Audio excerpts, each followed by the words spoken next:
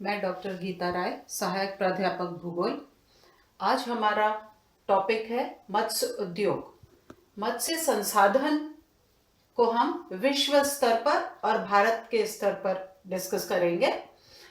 Fish industry world की discuss करेंगे। मत्स्य उद्योग में क्या क्या सम्मिलित है? मछली पकड़ना, मत्स्य पालन, प्रसंस्करण, परिवहन और निर्यात। मत्स्य उद्योग वास्तव में प्राथमिक व्यवसाय के रूप में प्रारंभ हुआ और प्राचीन समय से ही यह एक महत्वपूर्ण खाद्य पदार्थ के रूप में उपयोग हो रहा है। मत्स्य उत्पादन का या मछली जो पकड़ी जाती है उसका 75% खाद्य में और 25% औषधियों, तेल, खाद, जिलेटिन, मुर्गी चारा, साबुन इत्यादि, तांत इसमें उपयोग किया जा सकता है। विश्व में समुद्रों में 40,000 प्रकार की मछलियां पाई जाती हैं, जिसमें व्यापारिक महत्व की कम है। मछलियों के वास्तव में विशिष्ट आवासीय होते हैं, हैबिटेट होते हैं। पूरे समुद्री भागों में मछलियां नहीं पाई जाती। जहां जीवन की दशाएं ठीक रहती हैं वहीं मत्स्य होते हैं, पाए जाते हैं। इनका स्वभाव भी विभिन्न तापमान और क्षेत्र के समुद्री भागों में अलग रहते हैं और अपनी प्रजाति के अनुसार यह इनका स्वभाव होता है और ये बिहेव करती हैं और इनका जीवन होता है। अंतःस्थलीय इनलैंड मत्स्य पालन होता है, मछलियां पाई जाती हैं।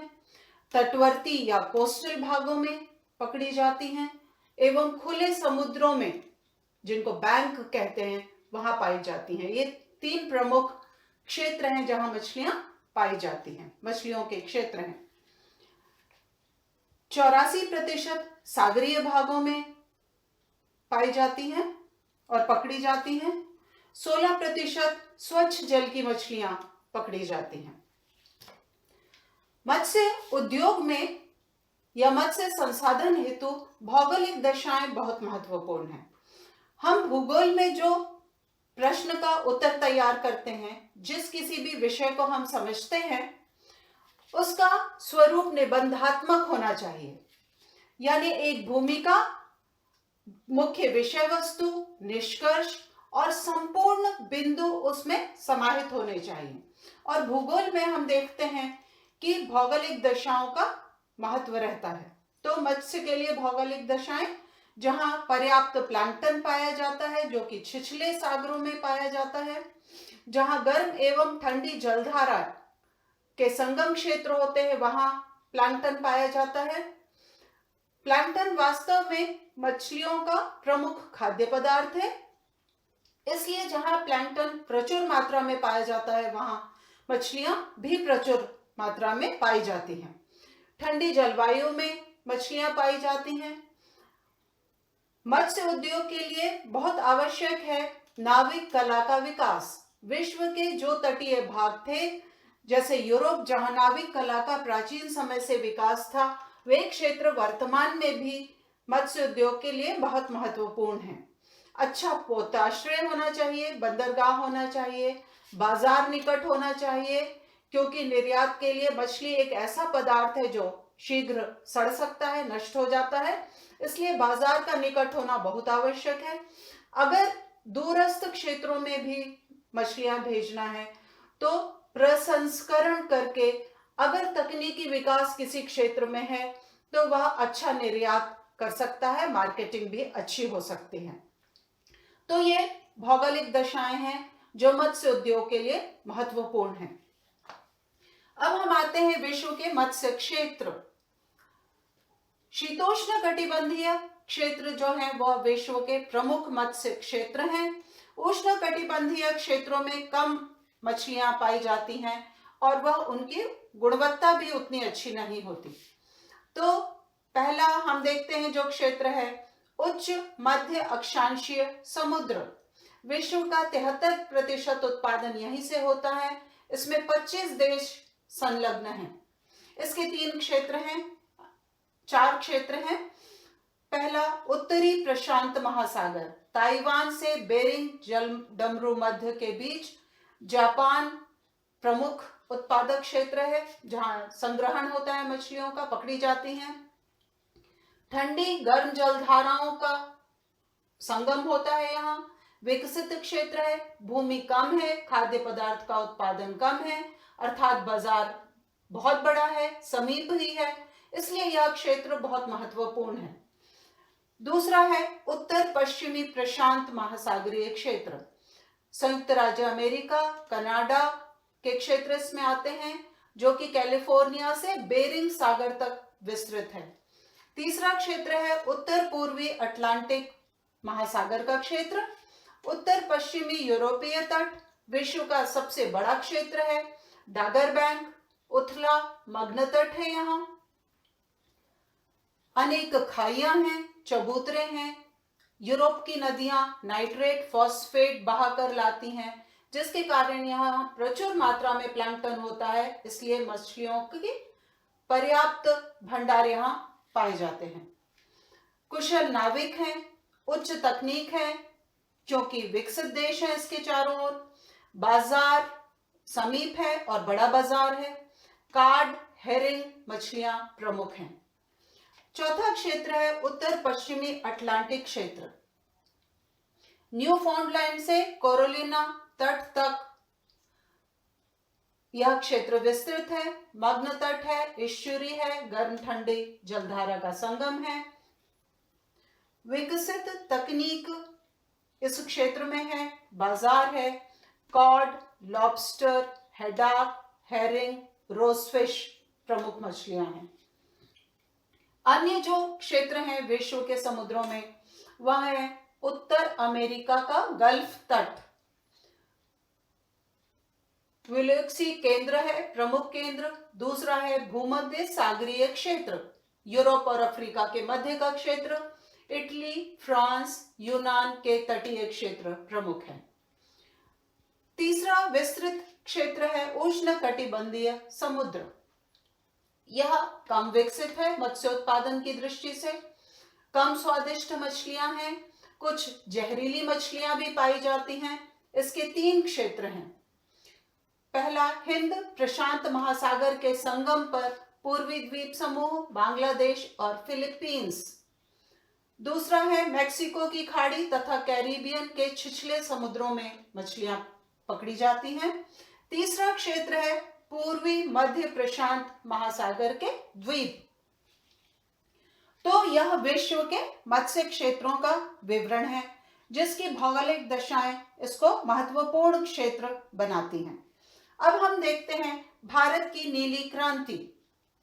भारत की तट रेखा 6100 किलोमीटर है, मग्न तट की चौड़ाई 3.1 लाख वर्ग किलोमीटर है, स्वच्छ जल भी पर्याप्त है भारत में।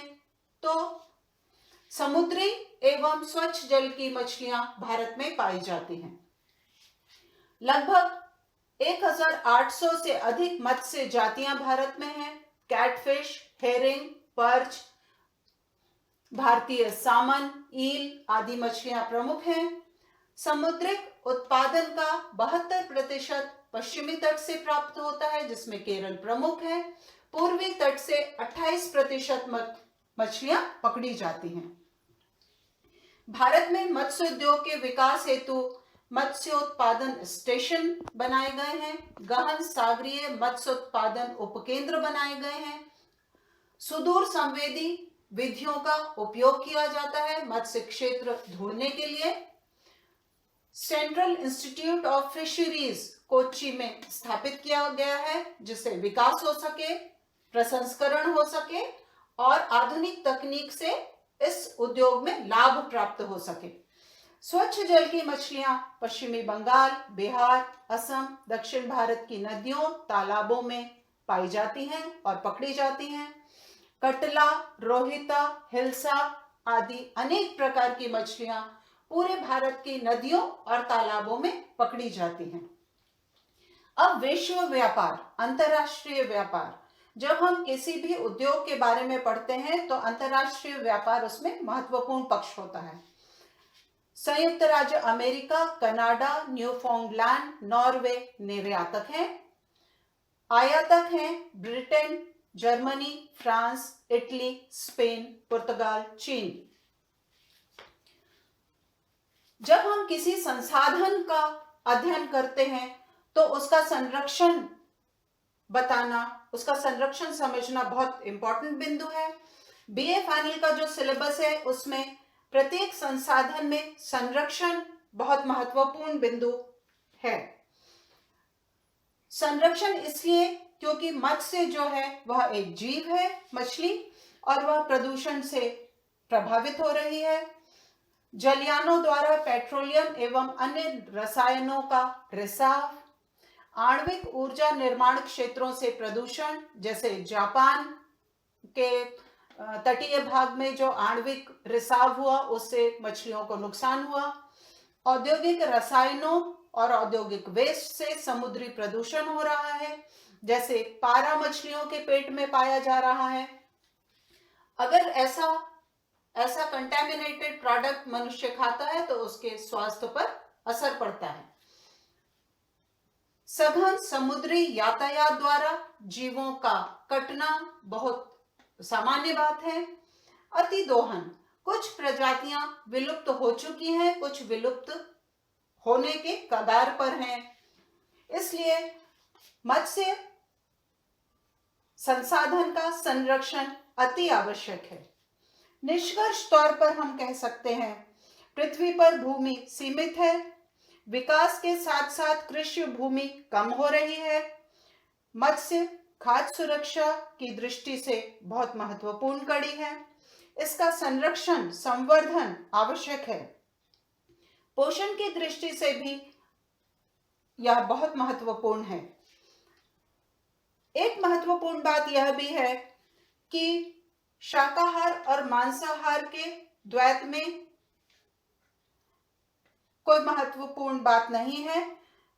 हमें मालूम है कि प्रकृति जो प्रदान करती है उसी का उपयोग सामान्यतया मनुष्य करता है, इसलिए मछली का भी संरक्षण, संवर्धन करना बहुत आवश्यक है। अभी की परिस्थितियों में जब मांस निर्यात बाधित है कोरोना इफेक्ट के कारण, मत्स्य बहुत महत्वपूर्ण है। तो इस प्रकार हम देखते हैं कि फिश इंडस्ट्री या मत्स्य उद्योग, मत्स्य संसाधन के बारे में हमने निबंधात्मक उत्तर तैयार किया है और ये संपूर्ण बिंदु बहुत महत्वपूर्ण है। धन्यवाद।